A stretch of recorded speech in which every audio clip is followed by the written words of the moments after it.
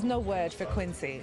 It is legacy, and I'm thankful to be here, and I'm honored to be here. As I always tell people, I'm trying to be the next. If I was ever going to try and be the next, his blueprint and his work speaks for itself. Quincy Jones is one of the greatest icons that we have living in the United States. His influence on music, his influence on culture, his influence on world peace. He's Quincy.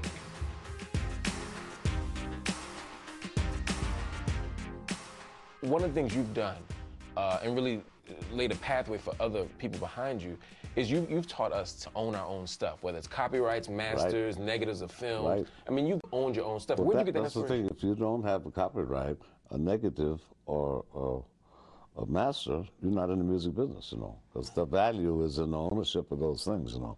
That's the recordings, you know, or the footage, or copyrights, the songs. How'd you know to do that? Was it something? Well, I learned early because I got, you know, in New York, they take you out quick, man. Yeah. Like Sinatra said, you make it here, you make it anywhere, and they took you out fast. And I'd go in and on a record date, and I signed a contract that said, you can say anything you want, you're only getting 1%, you know. I'd sign it, they'd put somebody else's name as a writer, and then they'd publish it. They own 75% of the song before I walk out the door. Oh, my God. I said, no, we're not going to have that. That's some plantation stuff, you know. For sure. We don't do that. And then it took me a few years, though, because everybody was going through that back then, you know. Yeah. That's the way it was, you know. And the exploitation, especially with black entertainers, was probably at its peak in the 50s, you know. As you think about the next generation of artists, who are some of the folk who you see as carrying the torch, and who do you see as the big people on stage now? Well, we're at an amazing crossroads right now. Number one, we're at the end of the recording industry as we knew it. That hurts me a lot, you know. It's all over the world. 95 to 90% piracy everywhere because of digital, CDs, DVDs. The kids just take the music now. They just take it. Do you think there'll be a recording industry in 20 years? No, they won't. And I'd say in 10 years there won't be one. Wow. So what's going to happen? We're going to have to reinvent it, man. That's what's going to happen. You know, we have to reinvent it. I can't believe it, you know, because I'm looking at it, come straight at me, but most of the people in the business act like nothing's wrong. Right.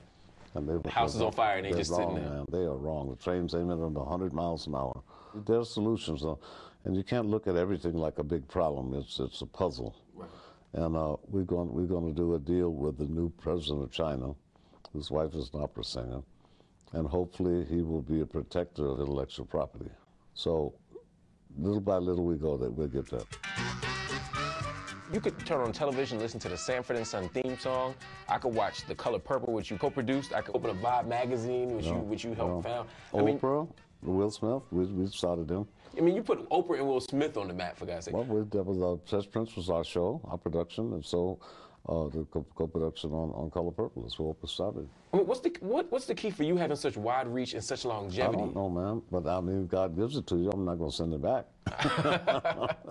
No, it's about, you know, orchestration, number one, and vision, too. He gave me vision, too. I can't even drive a car, but I could see it down the street. I was with Valerie Simpson. I saw her before Motown had her sign, and I was recording her as a singer back when she was 19. Yeah. You know.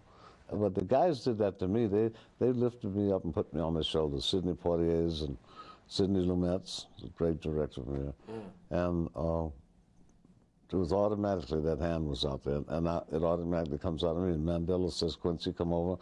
I'd like you to co-host an event with me up in Botswana, in the Northwest Province of South Africa. And we promised to build 100 homes with Habitat for Humanity over there. I brought 5 gangbangers with me from L.A., from South Central to South Africa. And it's amazing, because in 10 days we turned them around. They saw the essence of South Africa, Ubuntu and all that stuff to Mandela.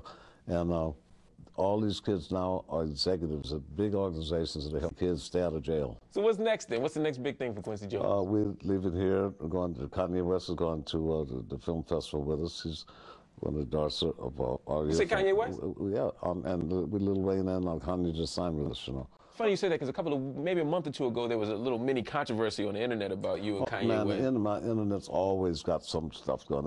There are people that don't have a life, man. And they're sitting down there with their pants on the ground, making up stuff and hiding behind AKA, you know. Right. It's ridiculous. Because they said there was a beef between you and Kanye West. I wouldn't live in my life. We don't have any beef, man. We don't have any beef. What do you think about somebody like Kanye? But they make up stuff. What? What do you think about Kanye as an artist, as a producer? Look, I know all the rappers. I work with all of them. You still make it all around the world. I mean, we were talking before. Korea, China. Oh, yeah, everywhere. Middle East, 200,000 miles a year. Brazil, everywhere. Roma! Roma!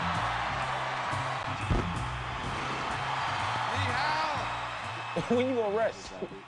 Rest, man. You've been doing this for 60 so years. When you're dead, man. You rest, you got a lot of rest there.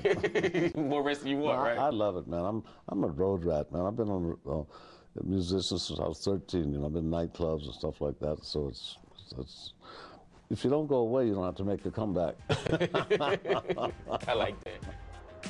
We'll be right back. Because he's great. Greatness inspires everybody. But, you know, once you're in the studio with him and you've been produced by him, you understand that touch. You know, he'll have you in the studio. You've been done 300 takes. He's like, oh, Ice, this is the most incredible thing that ever happened on earth, baby. I don't know if it can happen again. One more. And then, oh, my God, the heavens just open up. I mean, come on, baby. It doesn't get flyer than that. One more. Before you know it, you done 200 takes. But he makes you feel good about every one of them.